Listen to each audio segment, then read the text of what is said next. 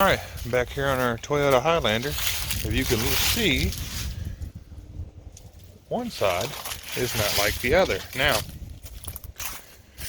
not only is the headlight out, but also this bulb here. So, it may not be the headlight bulb.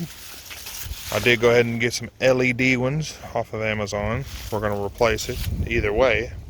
But when I open it up, we'll see what it is.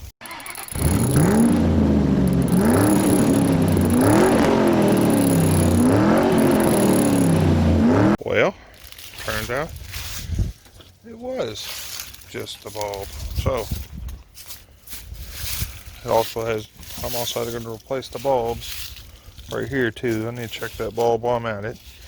You see how white that is? That's the new LED bulb. And this is the regular bulb. I'll take a shot at nighttime and show you what it look like too. Alright, there's the lights. They're pretty bright. There it is. They are pretty bright, like I said before. So, I think we're going to actually do this for the soul too.